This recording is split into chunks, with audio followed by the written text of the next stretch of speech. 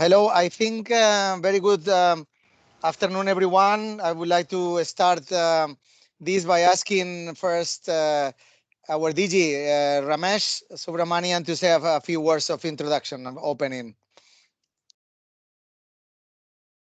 Hey, thank you so much, Alfredo. Thank you so much, Sawada-san. Very nice to see you. And in the office, in fact, I was planning to come to the office today, but something came up at the very last minute.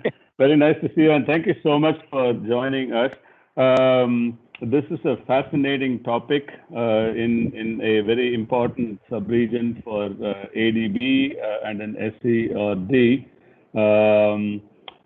I was when I looked at the title and the presentation, I was thinking, hallmark of intelligent economists like you is to identify topics that are very important for us to look at.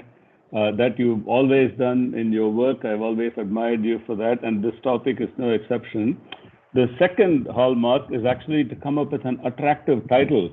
And here, from battlefield to marketplace, it's very eye-catching, attractive title, and also the approach that you have adopted in terms of how can we use satellite imagery and emerging advanced techniques on mapping what has been the impact of investments in the region. So very, very timely as we are looking at post-pandemic recovery pathways in the region. So with that, very happy to have you, Sawada-san. Over to Sawada-san or to Alfredo.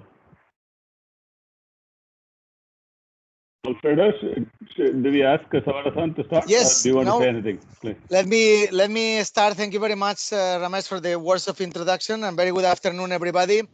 And again, welcome to again our LEAP event. This is actually already the fourth LEAP event that we organize. LEAP means Learnings for Economic and Policy Analysis, and we started those at the end of last year. We have organized several of these events. One was on vaccines, the vaccine facility of ABVAX. In January, we also have done one on poverty mapping using big data in March.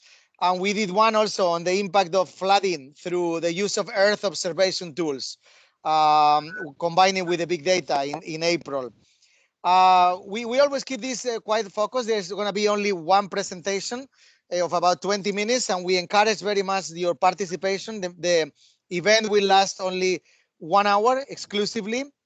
So we hope that you really have interesting questions. And I would like just to mention that today we are very happy to organize this together with ERCD.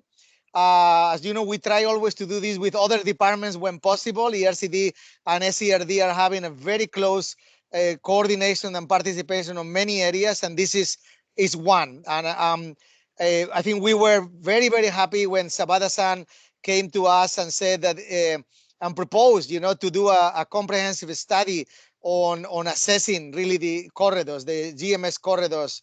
This is extremely relevant because, as you know, the GMS program is one of the most important RCA programs that we have in ADB, one of the oldest ones. It's also one in which we are trying now to come up with a new strategy and new approaches on how we can do even better. And also IED is embarking into an evaluation of the GMS program. And one of the key elements of this program was also how good are you doing on the economic corridors somehow. So with that, we are extremely happy really to have no less than really Sabada-san really to make a presentation today. Let me introduce Sabada-san, and then later I will put 4 slides in about 3-4 minutes, and then give the floor to you, Sabada-san, to make the main dish. I will briefly introduce, but let me first introduce you. As you all know he's our chief economist, and he also the director general of ERCD. He publishes many of the ADB public flagship knowledge products. But previously, Sabada-san was also professor in the Faculty of Economics at the University of Tokyo in Japan. And he also he has covered research fields in macro and microeconomic development economics, economics of disasters, the field service and experiments. And he previously also was a visiting position in ANU, in BRAC, Bangladesh, in the Bangladesh Institute of Development Studies, IRRA, JICA Research Institute, Korea University, Pakistan Institute for Development Economics, on Stanford University, on the World Bank, and I could continue so on and so on with so many institutions. So we are very, very happy that he really decided to pay attention to this GMS program and make this presentation. I would like, if you allow me, Sabada-san, and with the help of my colleagues, if we put a few slides first, to briefly introduce what we have been doing in the GMS and why is this topic so important at this moment, the one that you are presenting today as a framework. Next slide. As you know, many of you may know, the GMS program involves 6 countries and was founded in 1992. Cambodia, the People's Republic of China, Laos, PDR, Myanmar, Thailand, and Vietnam. And it was about 2005 when we came with this idea that we need to do more and better and concentrate really the efforts of the GMS program into particular areas. And why not then to focus on areas that will be corridors? That was the idea in 2005. We were not very sure what this was. And corridors, as you know, is important to connect the areas, but also you want that the people living along those corridors are benefiting from the development. So that was the idea. It was a simple idea that has become more and more complex, and we have done a lot of work for now 15 years to develop those economic corridors. The program has been very successful, but we are still learning because this is something very new still, even around the world, and we need to improve. And that's what is so relevant, what I think he will present today, Sabada-san. In the next slide, just to mention that there has been some confusion in the past between transport corridors and economic corridors. A transport corridor is just a road. After you build the road, you need to transform it into a transport and trade facilitation corridor. So you need to bring transport and trade facilitation, logistics to ensure that the trucks are moving. You need to then to start developing the urban areas or special economic zones around that to transform it truly into an economic corridor. And then you need to link all these economic corridors to maximize the network effect of the corridors. There's a whole theory behind that. And that's why it's very, very important to look at is really the work, is really the initial work that we do to develop the corridor having real impacts on the economy or not. And that's what Sabada-san, as you will see, will, I think, demonstrate today.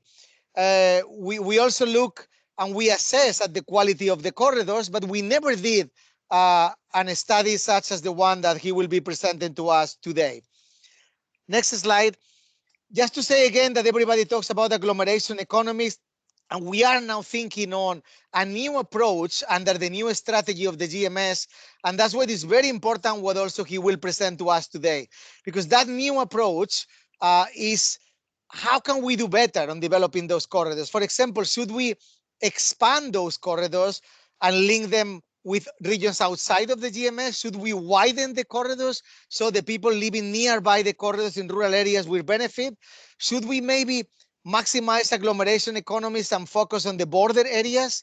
Or should we maybe look at the network effects? We have been looking to corridors as individual corridors, but what about actually linking those and maximizing the network effects of those? And how can we do more in the multi-sectorial, multi-thematic, and bring multi-stakeholder development of the corridors? And let me put a last slide. I will finish with this, just to say that all this is quite complex, and it requires to actually work and link the industrial hubs with the major cities and urban centers that are consuming what is produced in the industrial hubs, but also with the trade routes and the maritime gateways, with the ports, as well with the border areas and the nodes. And all this is also complex because it will require to look at the multimodal transportation systems. It requires also to look at regulations and policies, and it requires looking at the real market demand on what is going on and work with the private sector on this. Let me stop here. It's just to say this is a complex area. It's an area in which we are learning, And that's what I think is more timely than ever to really learn more on what is going on, what are really the impacts that we were having in the corridors. So thank you, Zapata-san. The floor is yours. Thank you very much, Alfredo, for a wonderful introduction. And it's very good to set the stage of my presentation. Also, thank you very much, Ramesh, for continued collaboration with ERCD and also very warm introduction. So let me upload my slide. I hope you can see my slide. Yes, very well. Yes. Okay. You can see, yeah. Yeah. So yes, good afternoon, everyone, and good morning and good evening, wherever you are. And thank you very much for joining the seminar today. Today, I'd like to discuss our ongoing study, impact assessment of GMS, addressing a few different questions. And this is a joint work by Manabu Nose. He was with the University of Tokyo, but he returned back to home institution IMF earlier this year, I think last year. And also Tuan Nguyen, PhD student at Hitotsubashi University, who did all the data work. So I think Madhav and Tung also joining today's session. So, so these are the three questions we wanted to address. First one is, would it be possible to conduct a rigorous impact assessment of this large-scale ADB's really flagship RCI project GMS program? So this is the first question. And admittedly, this is quite challenging to tackle this question, considering impact assessment of a large-scale infra project is not that straightforward in general. We cannot do basically a randomized control trial. So identifying a causal impact of a big infra project is very difficult by nature. But actually, ERCD colleague David writes, he wrote stock taking book a couple of years ago on transport infrastructure. So there are continued efforts to do this seemingly difficult mission. And actually, I would like to also emphasize very recently, there are a few very good high quality paper published in a very top econ journal.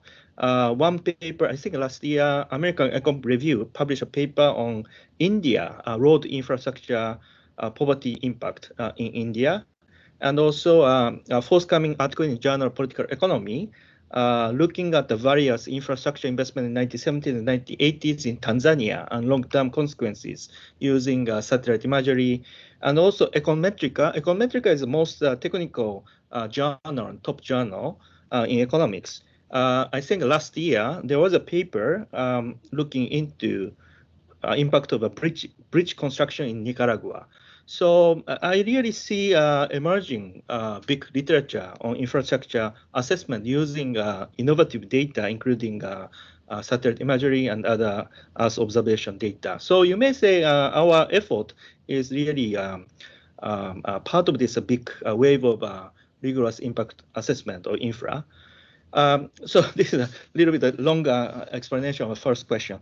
So second question we'd like to address is what are the overall impact of GMS? What's the gains in job creation, industrialization, structural transformation, and also ultimately broader development impact, especially putting $1 million US. What's the ultimate gains? So in that sense, the fiscal multipliers of a GMS project we are interested in. And the third one is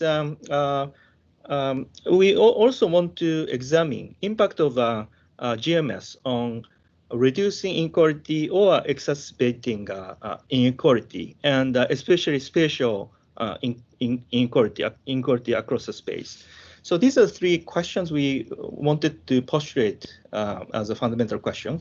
And then what we do in this particular study sharing with you today, Concretely, in this study, we confine our attention to a particular segment of a GMS impact assessment, pinning down targets to the transportation project, one of the corridors, and actually north-south corridors, as Alfredo briefly touched upon. Corridors approach or strategy is the current GMS pillar. And so one of the corridors, north-south corridors, particularly Vietnam, part of NS corridor, we are trying to focus our attention. So actually, Kunming, Hanoi, Haiphong, Hanoi, Lanson corridors, we are trying to deep dig impact assessment.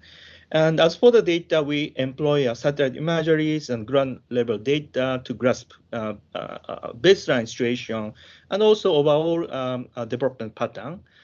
And then with the farm level data, geocoded farm level data and household level data, we try to uncover the nexus, how interregional highways leading to enhanced market potential of each location, leading to overall industrial development and structural transformation. So this is the ultimate mechanism we are trying to uncover with the data. And production of different sectors, entry of farms, and also employment generation. So these are the target output of our analysis. So this is a GMS corridor map, and we are confining our attention to the northern one, north-south corridor. And actually, basically, we conduct impact assessment GMS covering these 5 projects: Hanoi Lanson Expressway. So actually, this is from Hanoi towards the Kunming. So this one, and also parallel project. There is a railway project connecting Yanbian Station, from Hanoi to Laokai. And then third bullet point here, Hanoi Haiphong Expressway towards the east, and the Hanoi Ninh Expressway towards the south, and the Hanoi Lanson Expressway towards the northeast and still ongoing. So these are the highways we utilize. So these are our basic target of impact assessment. So before looking into actual impact assessment, we can have a look at the baseline condition before the project. These 3 figures shows the initial, basically core periphery pattern. Up left is a poverty rate, geographical distribution poverty rate, and up right is a Gini index, and down left is electrification rate. So these are district specific numbers we superimpose on the map.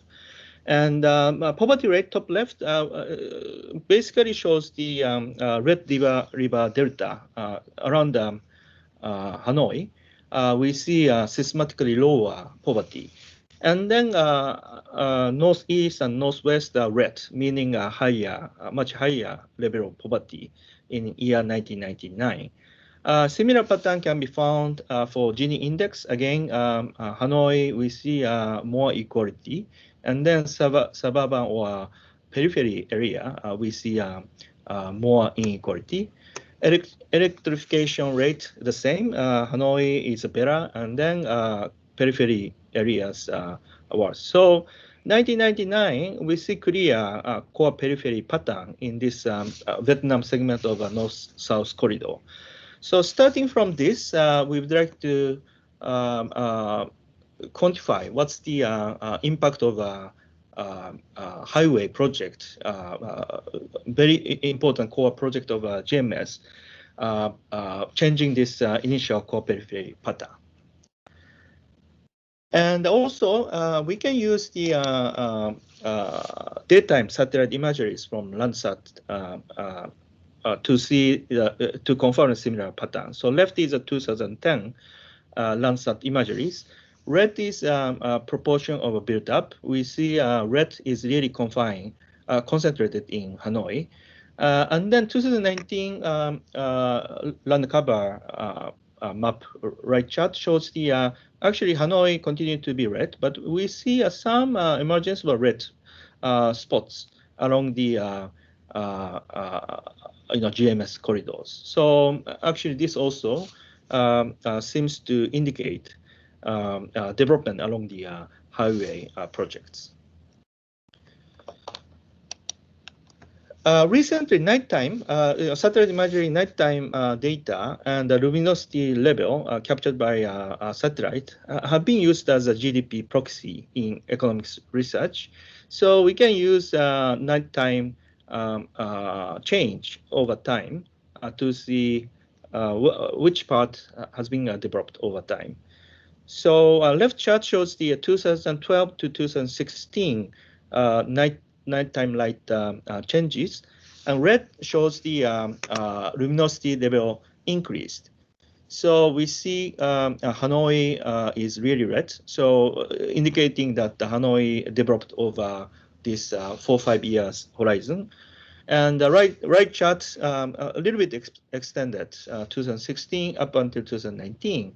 Again, Hanoi is a red, but we see eyeball checking. We see red spots more scattered around. So we see a second and a third clusters we see in the right chart. So we see not only Hanoi but also other areas has been developed over time, and actually by look into more carefully this pattern, we can observe actually statistically significance of GMS corridor projects. But these are just some descriptive statistics I wanted to share with you to grasp our overall picture. So now let me talk about a bit detailed research design. We explore how we can attribute these observed pattern, development pattern across space captured by night light or build-ups, and also farm level outcomes, ground level data, how we can attribute this development to GMS project. So that's the very important research question we would like to address. In doing so, we perform impact evaluation of GMS regarding GMS highway construction as a sort of exogenous treatment. So baseline 1999 data, we see clear core periphery pattern. Now GMS project superimposed by the government, also ADB supported. So this treatment of a GMS highway construction, how that changed the pre-existing core periphery pattern in terms of production, location across the space, and also employment generation. So this is the our approach. So this is a standard impact assessment approach. And then we use so-called difference in difference, DID, meaning that before GMS and after GMS, before, after variation impact assessment we capture, and also the area with a high exposure to GMS project, so nearby area presumably big spillover effects, positive spillover effects arising from highways. So this is the area of treatment area, and the location far behind from GMS highways. These are control group. So this in each timing we can also exploit the variation with GMS exposure versus without GMS exposure. So before and after, and with and without, these two differences can tell us about impact of a GMS. So this method, this is a quite standard methodology called the difference in difference. So DID, I'd like to share with you the analytical results based on DID. And then DID is kind of a black box approach. If you treated some area, then this area developed. But This approach is a so-called reduced form. So this is basically silent about the mechanism behind observe the treatment effect of GMS. So in order to at least partially approach and capture mechanism behind positive GMS effect, we also conducted instrumental variable regression. So these are two approaches. But I won't share with you any regression tables so that we can see what's the main findings. Slide deck, towards the end, there is a little bit lengthy appendix. All the regression tables included in slide deck as an appendix. So if you are interested in actual numbers and statistical significance, etc., you may look at this appendix. So anyway, so this is a research design. And a little bit detail, in order to elicit impacts, we would like to clearly set exposure of GMS project. And we would like to distinguish areas with a high GMS project exposure versus lower exposure. So in order to disentangle GMS high exposure area versus low exposure area, we can use the Vietnamese government's GSO, General Statistics Office, GSO's input-output table, which covers 138 sectors. And then we can compute transport intensity of each community, each commune. So commune is a basic unit of observation of our analysis. So transport intensity of each commune we can compute. And then we classify commune high exposure transport exposure group versus or GMS exposure group versus lower exposure group.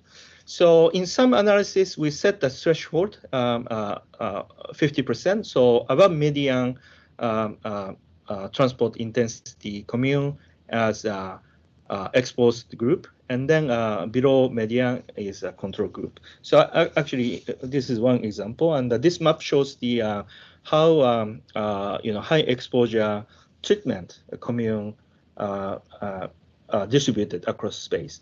And the red dots are basically above median, and blue shows the below median, lower exposure in terms of transport intensity.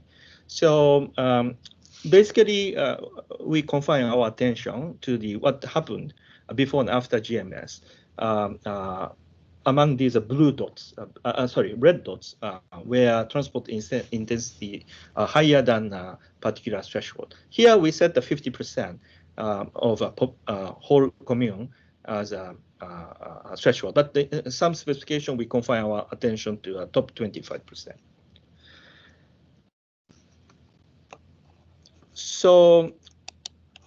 So now we can simply use nighttime light as a level of economic development of GDP, and we can perform difference in difference. So here, treatment group is within 20 kilometer radius from a GMS highways, or 20 kilometer band from GMS highways, and also those commune within a 20 kilometer band from GMS highways, and also that commune's transportation intensity is above median. So this is a treatment group.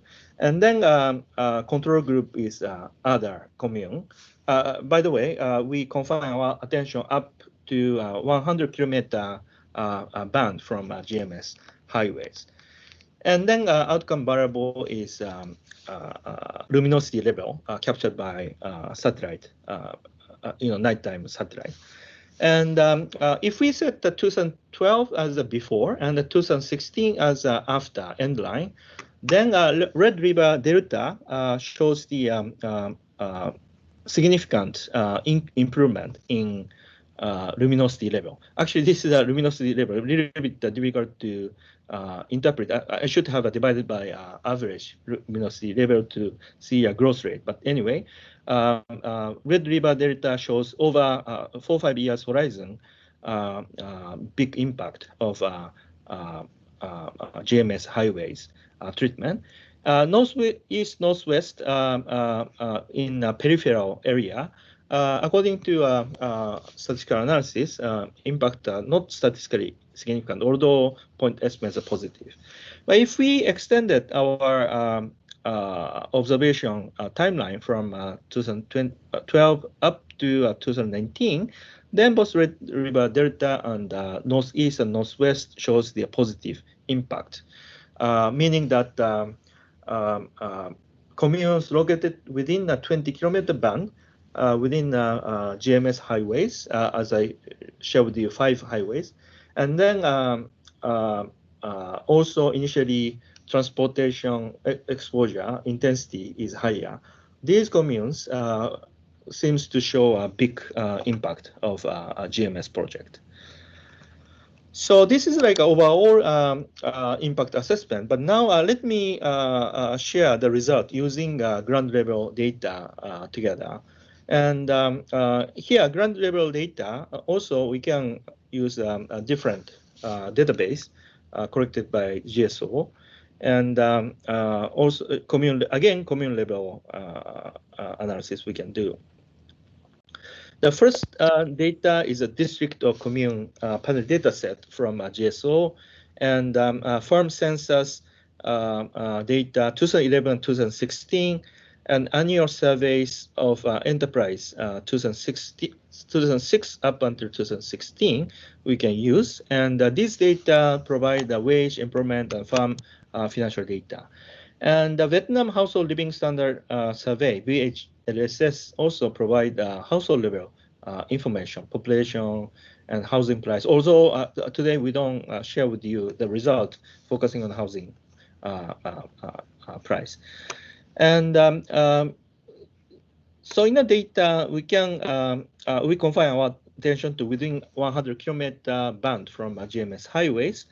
As a result, we can cover 225 districts, 124 in Red River Delta, 101 in northeast and northwest. And then in terms of communes, we have 2,329 communes in Red River Delta, and then peripheral area, initially peripheral area, 1,225 communes. In total, 3,554 communes.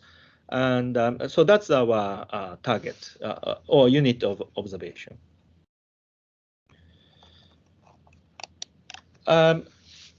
Regional specific information about the population growth and enterprise number of enterprise over time actually shows the substantial increase in population in all the regions, and also number of enterprises, both manufacturing services, increase over time in all regions. You know, core initially core Red River Delta, and initially peripheral northeast and northwest areas. Both we observe population and enterprise growth. And also a structural shift using employment data also confirms the development over time. So left chart is the Red River Delta, and middle is the northeast, and right is the northwest. And these are the growth rate, change rate, and we can see all regions transformed from agriculture-based economy to more on non-agriculture, especially manufacturing green, and the orange is the service sector. So overall, we see structural transformation and overall development. Okay. So now question is how we can attribute this development to construction GMS.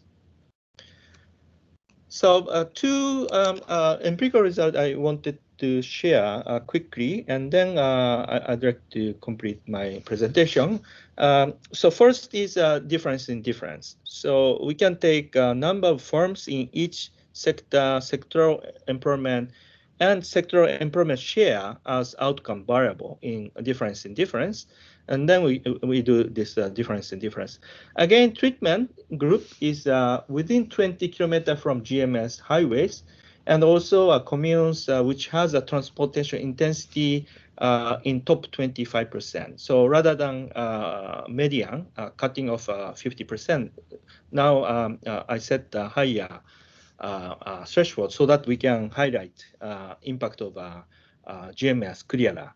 And actually, different threshold result, I think I put in appendix if you are interested in. So Red River Delta, what's the result? The Red River Delta number of farms in manufacturing enhanced by 7.5%, and this can be attributed to GMS. And service sector number of farms, on the other hand, decline. And then employment, manufacturing employment increased by 28%, and the service sector decreased more than 20% or 14%, depending on the different specification. Employment share, manufacturing increase, and then service sector employment share decline. So we clearly see structural transformation on the farms, manufacturing sector farms entry, these can be attributed to GMS highways. Northeast and northwest, initially peripheral area, we see the similar qualitative result. And the point estimate tells us number of manufacturing firms increase entry, employment generation in manufacturing, employment share enhancement in manufacturing. These magnitudes are much higher than the Red River Delta. So this indicates that initially we observe clearly core periphery pattern, Red River Delta versus NE and NW, but it seems GMS have some spatial equalization effect because NE and NW industrialization seems to be facilitated at a bigger magnitude. So we see this over picture, and then next question I briefly touch upon at the beginning. What's the mechanism behind this? Why GMS generated this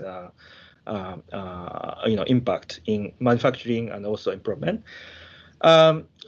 So based on the canonical Krugman, Nobel Prize winning Krugman geography model or Krugman, Fujita-Krugman-Venables type model, basically market size and technology, increasing return scale technology in the production, as well as transport cost. These are three main elements deciding a spatial location pattern, core periphery pattern, or spatial equalization pattern.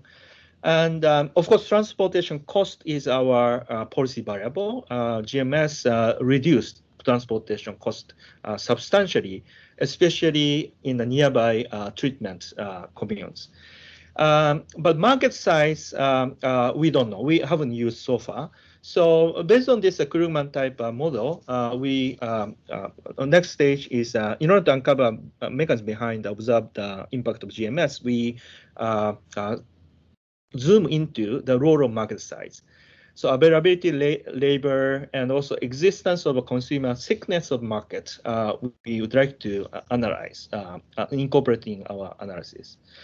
So one standard approach to grasp market size is Harris Market Potential Index for district, each commune C. And this measure, Harris Market Potential measure, is defined as workers' density. So if a commune is densely populated by workers, naturally thick consumer market and thick labor market. So this measure can be used. But if you pick up a commune A, and then you observe this is really densely populated by workers. So you think this is a very, very thick commune, the commune with a thick market. But actually, we have to pay attention not only this commune A, but also surrounding commune B or C or D. If these surrounding communes are also thick, then we should capture not only direct market thickness, but also a potential market thickness of being surrounded by thick market. So Harris measure defined in this equation is actually exactly doing this. Not only commune A thickness, but also surrounding density combined together. But nearby communes higher weights, and then if faraway communes, even if this faraway commune has a very thick market, but it's almost irrelevant to commune A. So in order to put this weight actually divided by distance. Okay, so this is the market potential index. So now we can look into this market potential index. So before showing statistical analytical result, what's the distribution of market potential? Actually, sorry. So this chart left is a 2011 market potential spatial distribution, and right is 2016.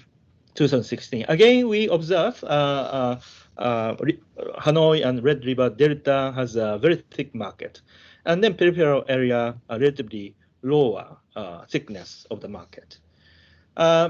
Actually, it's a little bit difficult to systematically compare 2011 and 2016 distribution, so we can take difference and the change in market potential index, which is shown in this right chart. Actually, Red River Delta is orange, which means a moderate increase in the market potential. But red part showing a very high improvement in market potential. So actually, according to this descriptive data, we can see initially market potential concentrated around Red River Delta, but over time, 5-6 years horizon, we see a faster increase in market potential index, especially in northeast red parts and nearby. And also we can eyeball checking nearby corridors have red or orange color. So actually this intuitively show GMS highways seems to enhance market thickness in terms of workers density, especially northeast region. Part of the originally peripheral area, northeast region seems to show improvement in market potential. And actually, another descriptive statistic I can show you. So left is before GMS, top is for Red River Delta, down is NE and NW. Horizontal axis shows the distance from GMS highway, and the vertical axis is market potential index. So before GMS, especially RRD, there is no systematic relationship between distance to future GMS highway location and change in market potential. But the right chart, two figures. Top is again RRD, and bottom is northeast and northwest. We see a clear negative relationship, meaning that proximity, horizontal axis is distance to GMS highway. So proximity to GMS highway is systematically related with the market potential improvement. So nearby, so shorter the distance to the GMS highway, then higher value, higher change in market potential. And then if you are far away, then market potential change becomes almost zero. So we see this systematic pattern. And we believe this is very important, robust pattern we observe here. I already mentioned GMS seems to equalize or reduce spatial inequality. So Red River Delta was core, and then NE at the periphery at the beginning, and then GMS. First part of our analysis, the DID analysis, shows the periphery areas, more farms entry and more employment generation in manufacturing. So it seems initial core periphery pattern seems to be equalized somewhat. But at the same time, we see in this chart clearly within each area, each zone, spatial inequality seems to be exacerbated. Nearby area to the GMS highways grow faster, and then lagging behind. Faraway areas seems to be lagging behind. So this core periphery pattern seems to be reinforced within each area. So this coexists as a broader equalization, and then local inequalization. I think this seems to be a very important finding of this study. By the way, before showing a final slide, we also explore what's the determinant of market potential. So given the distance to the GMS, so setting distance, eliminating distance effect, we observe Red River Delta. If temperature is higher, sunshine is lower, and rainfall level is lower, then market potential seems to be enhanced. But northeast and northwest, elevation seems to be one key element. Highland seems to be showing a lower level of market potential. In other words, a lower land show thick market, and the highland shows the thin market thinness. And also another important observation. This is related to our paper's title, from battlefield to marketplace. So during the Vietnam War, we have a very granular data about U.S. bomb intensity. So those communes exposed to the more intensive U.S. bombing, that area seems to show higher market potential right now. So, and actually, this is reconfirming existing studies by Ted Miguel of UC Berkeley and Gerald Roland of UC Berkeley. They really collected very detailed data about U.S. bombing, and also how damage caused by Vietnam War decided post-Vietnam War reconstruction trajectory. Basically, those areas intensively destroyed seems to show a stronger recovery. And actually, this is based on Vietnam data. And Japanese data during the World War II also showed the same pattern. Big cities encountered a huge attack and massively destroyed. This area shows the much stronger recovery. So here we saw a similar pattern, and in terms of a market potential kind of recovery. Anyway, so this is a final slide about talking about the result.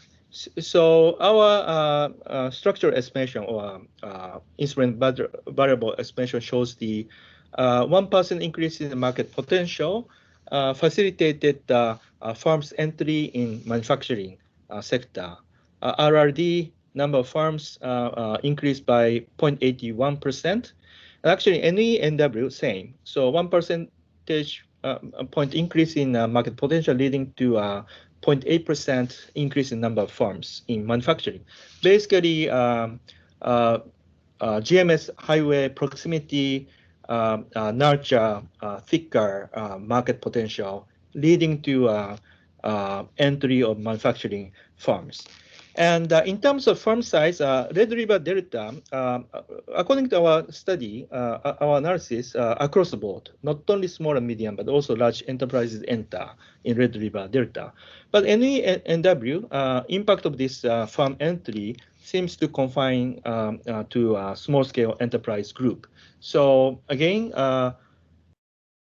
GMS highway nurture market potential and leading to a thicker market that stimulate firms' entry in manufacturing sector, and peripheral area, initially peripheral area, small-scale enterprise seems to enter more.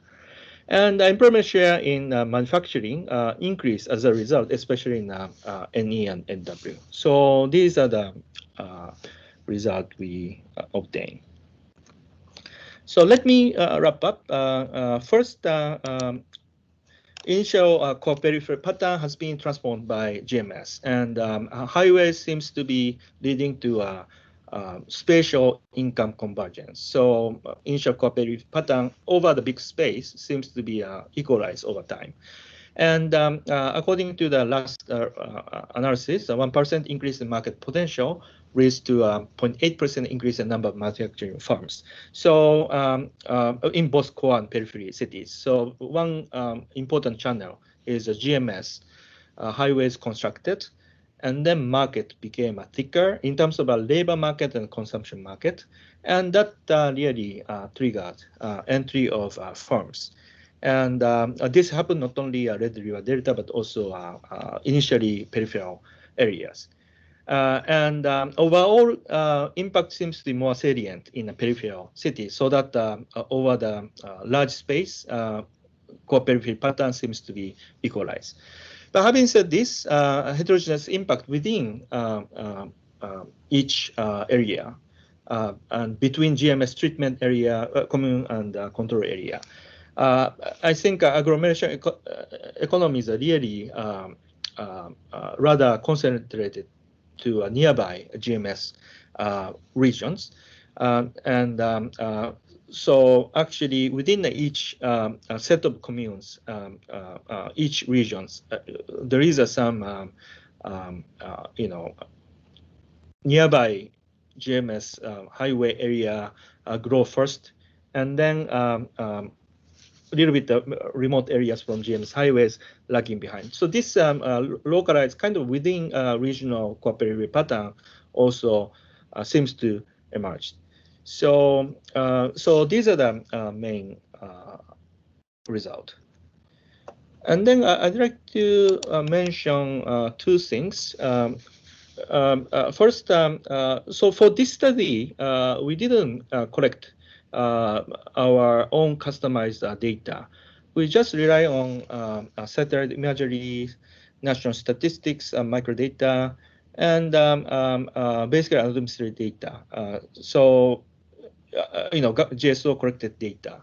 So I think these conventional data together with big data are very useful for impact assessment, and high resolution nightlight data, Landsat daytime images, and also firms microdata, household microdata. So these are very useful. And also farm data and household level data we use this time. Enterprise sensors collected every 5 years. It's not frequent. And also in order to get actual data, there is a time lag, 1 year to 2 year time lag. So that's a little inconvenience for up-to-date impact assessment, but still we can fully utilize this information. And this table summarizes Landsat and nighttime light imagery data. And now our latest Landsat and VIIRS VERS nighttime light, almost instantaneously we can receive 1 day gap only.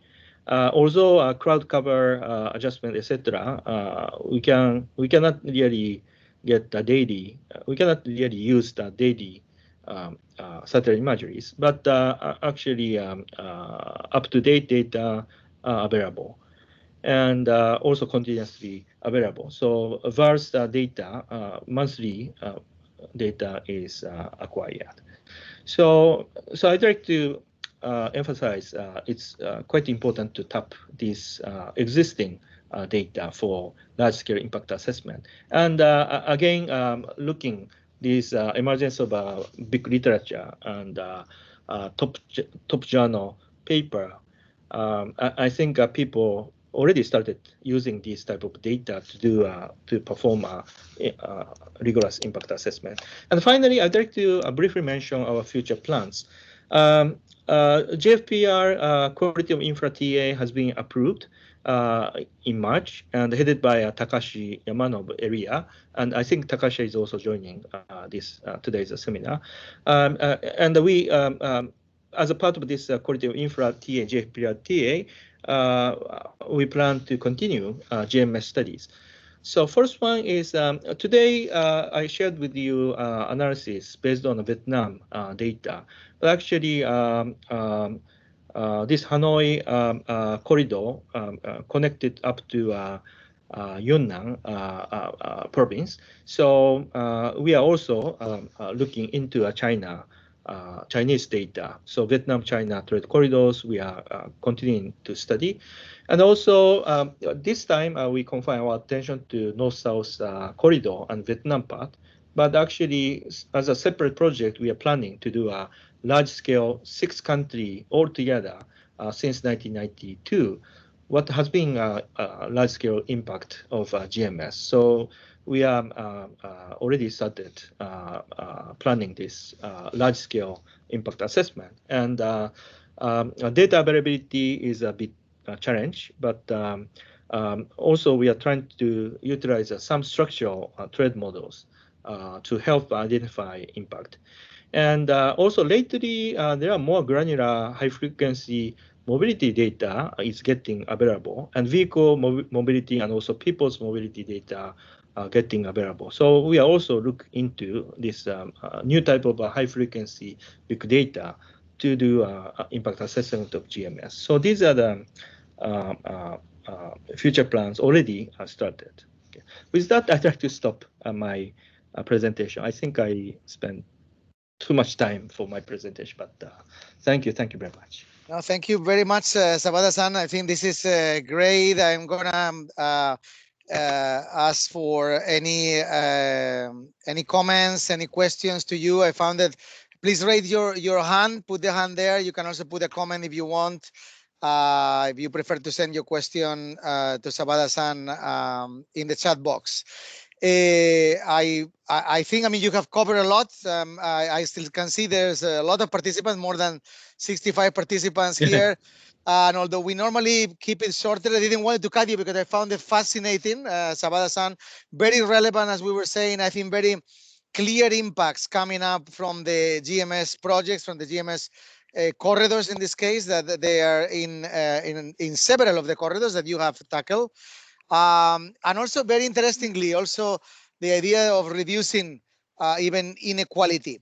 The idea that at least partially, although not so much locally, not so clear locally, and the structural transformation element of this, I think, comes very clear in your assessment. We have never done anything like this before in the GMS, so this is truly appreciated.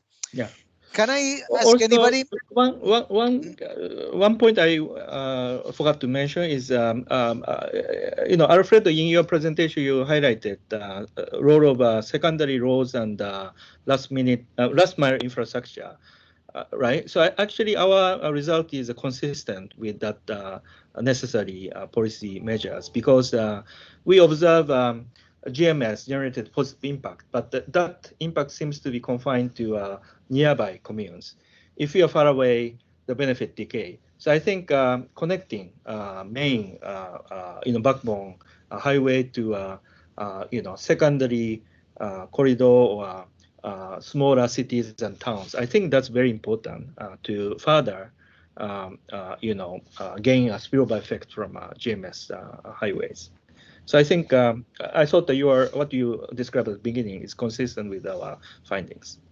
Absolutely, and we were thinking on this policy. That was going to be my question to you about, should we keep enhancing and making wider those corridors, or really should we focus more and invest more on secondary roads that actually will allow the local populations to really access to those corridors easier and reduce proximity.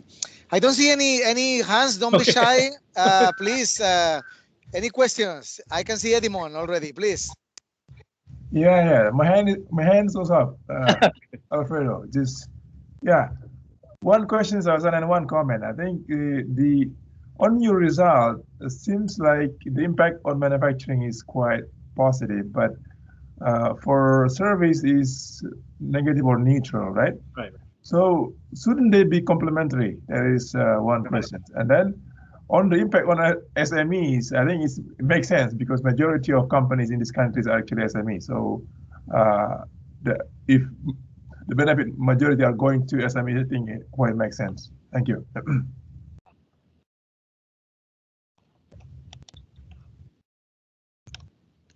Any other comments, other questions?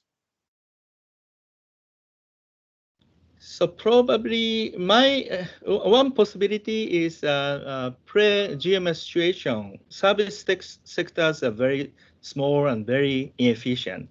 So there is a potential that labor, we are looking at the number of firms and the number of employment. So that's the outcome measure. And so I think a small service and papa mama restaurant type of services, hiring a very small number of people. And probably there is a room for a little bit consolidating these very small shops to medium scale places, so that number of farms can be declined, and then people can move out of rural services to manufacturing sector. So there could be some quality enhancement of a service sector, I would imagine. But that's right. I think we need to closely investigate why we observe this clear pattern. I think that's a very important point. Yeah. Thank you, Sabata-san. I see Dulce had a question related to the company policies. You are actually looking at basically the construction of a road and how these create all these opportunities for structural transformation. I was just wondering, it seems the impact is much bigger in one of the corridors than in the other, as you demonstrate in the study. Could that be due, among other things, of a specific additional policies that the government has been taking in terms of promoting investment, creating special economic zones, attracting or creating ways to attract high quality workers into along those corridors, or not?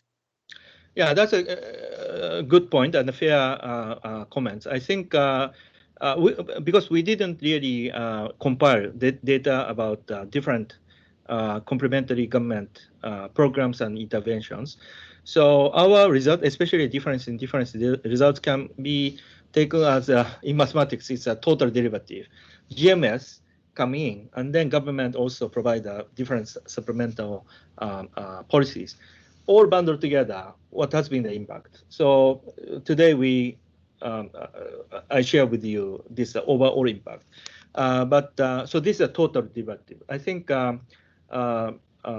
decomposing direct GMS impact and also indirect impact, complementary positive spillover effect from complementary policy measures. I think partial derivative, if we compile policy data and specific to certain district and a certain timing, once we compare all the data set, it's straightforward. We can incorporate into our regression analysis, and then we can decompose. So I think that's a very important point that we can do in the future work. Yeah, and the JPR. Yeah. Yeah. Let's get a question from Andrew Jeffries, our country director for Vietnam. Andy. Yes, thank you very much, Salada-san. As a resident of Hanoi and the Red River Delta, I found a lot of that information very interesting. One question I have is, we're in discussions here about, again, some more kind of corridor type transport road projects.